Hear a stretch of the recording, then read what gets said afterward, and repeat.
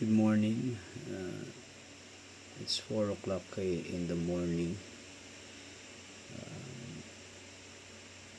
It's too early, but I think there's an urgency to share this message to you guys.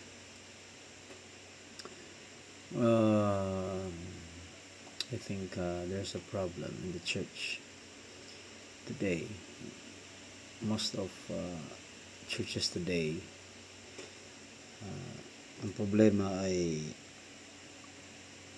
in-impress lang, no? May impression sa heart ko ba. But the problem of the churches today is that kinikilala natin ang Diyos, Jesus, only as Savior, but not Lord. The moment that you accept Jesus Christ, it's not only a Savior, but He is also the Lord of our lives. Marami kasi ngayon sa atin, sa loob ng simbahan, na we only accept Jesus Christ as Savior, but not Lord. Dapat kompleto kasi yan. Being Lord means He is the master of our lives. Siya ang may we are His servants. Siya ang may hawak ng buhay natin. He is our master. Ang Savior, siya ang nagligtas sa atin mula sa ating mga kasalanan. Total damnation. Siya ang nagligtas sa atin.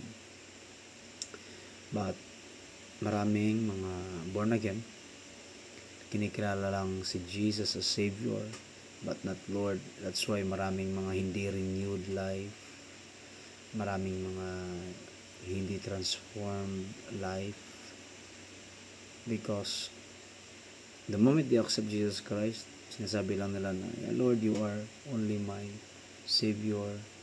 Salamat sa pagligtas, but I will not change my life. Maraming ganyan. I am who I am, sabi ng iba. Ganito na lang talaga ako.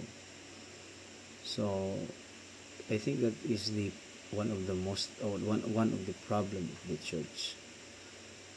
So, kapatid, let us accept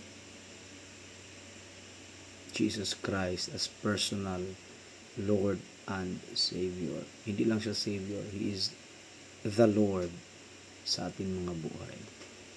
He is in command sa ating mga buhay. Sabi ni Paul, it's no longer I who lives in me, but Christ lives in me.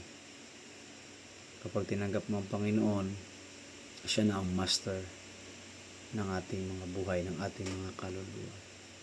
Not just only a Savior. Being Lord and Savior is inseparable. So, that's it. No. When we accept Jesus Christ, it means that He is our Lord and He is our Savior. Thank you. Good morning.